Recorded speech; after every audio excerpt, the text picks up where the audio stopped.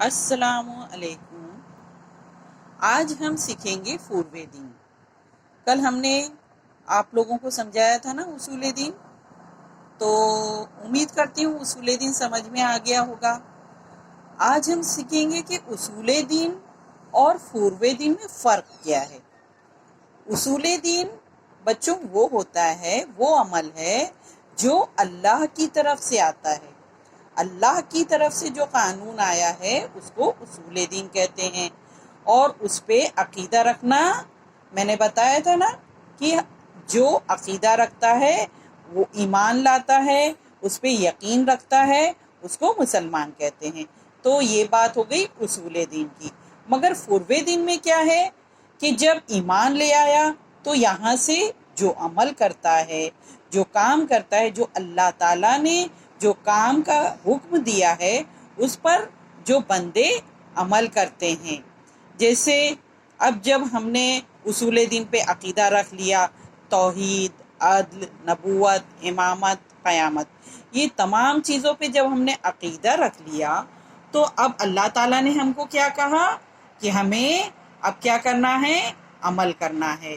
اس باتوں پر عمل کرو تاکہ مجھے سمجھ میں آئے کہ تم اصول دین پہ عقیدہ رکھتے ہو۔ تو جیسے اسکول میں ایگزام ہوتا ہے اسی طرح بالکل اللہ تعالیٰ نے بھی ہم سب کے امتحان کے لیے پورو دین ہم پر کیا کیا ہے؟ واجب کیا ہے۔ تو جو چیز ہم پر عقیدہ رکھنے کے بعد واجب ہے وہ کیوں ہے؟ کیونکہ اللہ تعالیٰ ہمارا امتحان لیتا ہے کہ بندے اس پر عمل کرتے ہیں کہ نہیں۔ اگر بندہ عمل کرتا ہے تو سمجھ میں آتا ہے کہ اصول دین پہ اس کا عقیدہ مکمل ہے۔ تو آئیے ہم لوگ پڑھیں گے آج کے دن پورو دین۔ تو پورو دین جو ہے وہ عمل ہے، یہ 10 باتیں ہیں جس کا عمل لانا ہم سب مسلمانوں پر کیا ہے؟ واجب ہے۔ تو وہ کیا ہے؟ سب سے پہلے پورو دین پڑھیے۔ پورو دین یعنی دین کی شاخیں 10 ہیں۔ یعنی ہم کو اللہ تعالیٰ نے 10 حکم دیے ہیں جو کہ کیا ہے؟ واجب ہے۔ جب ہم نے عقیدہ لے آیا توحید، عدل، نبوت، امامت، قیامت پر، تو ہم کیا ہو گئے؟ مسلمان ہو گئے۔ مگر ہم واقعی مسلمان ہیں؟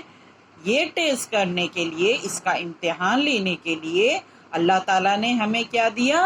حکم دیا کہ تم یہ کام کرو۔ تو جو کام ہم کر کے، عمل کر کے اللہ کی طرف بھیجتے ہیں اسے کیا کہتے ہیں؟ پورو دین۔ تو پڑھیے۔ اول نماز یعنی واجب ہے، ہم کو نماز پڑھنا چاہیے۔ اور اس کے بعد میں دوسرا کیا آتا ہے؟ روزہ۔ رمضان میں ہم لوگ روزہ رکھتے ہیں نا، تو یہ بھی عمل ایسا ہے جو بندہ کرتا ہے تو اس سے پتہ چلتا ہے کہ اصول دین پر واقعی ہمارا ہر مسلمانوں کا عقیدہ ہے۔ اگر ہم یہ عمل اگر نہیں کریں گے تو کیسے پتہ چلے گا اللہ تعالیٰ کو کہ ہم، اللہ تعالیٰ تو ہر راز کو جانتا ہے، ایسا نہیں ہے۔ مگر آپ لوگ نے دیکھا ہوگا اسکول میں جب جاتے ہو تو پرنسپل، پھر اسکول ٹیچر، اسکول میں جو ٹیچر رہتی ہے وہ پڑھانے کے بعد پھر کچھ دن کے بعد ہر پڑھائے ہوئے کا امتحان لیتی ہے، تو اس سے پتہ چلتا ہے کہ اسٹوڈنٹ کتنا اس کے اندر پڑھ کے کامیاب ہوا ہے۔ تو اسی طریقے سے ہمارا عقیدہ کتنا پختہ ہے وہ کس سے پتہ چلتا ہے؟ پورو دین سے۔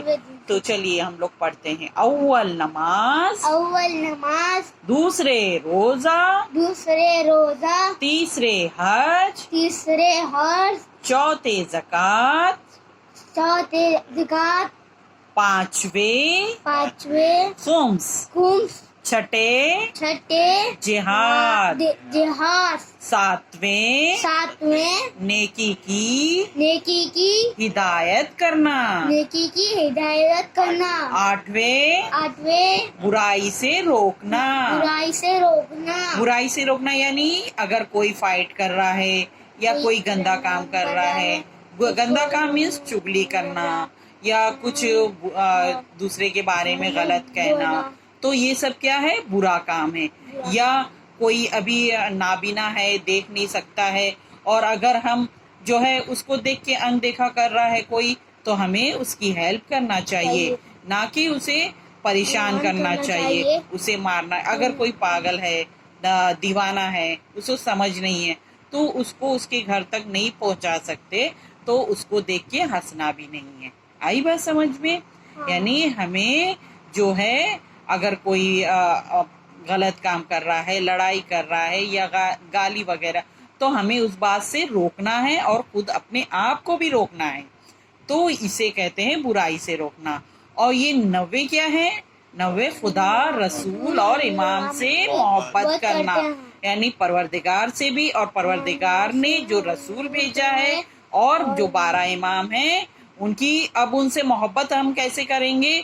ان کی سیرت پہ چل کے، ان کی بتائی ہوئی باتوں پہ عمل کر کے، تب ہمیں تب اللہ تعالیٰ کو بھی پتہ چلے گا کہ ہم محبت کرتے ہیں۔ بس ایسی دل میں محبت کر لیا تو اسے محبت نہیں کہتے ہیں۔ اب مجلس میں جاتے ہو تو ہم لوگ کو جو ہے، جو ملانی پڑھ رہی ہیں، جو مولانا پڑھ رہے ہیں، اسے غور سے سننا چاہیے اور پھر گھر میں آ کے اس پر عمل بھی کرنا چاہیے، تو یہ ہوتا ہے محبت، نہ کہ وہاں بیٹھ کے مستی کریں، ہے نا؟ مستی نہیں کرنا چاہیے۔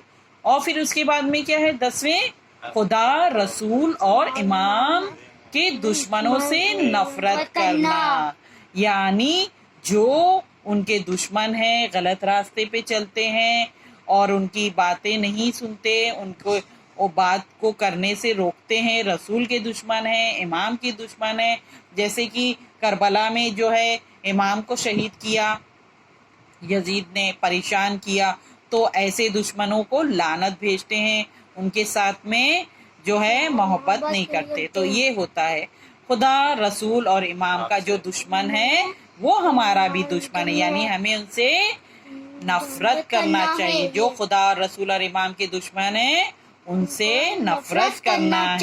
یہ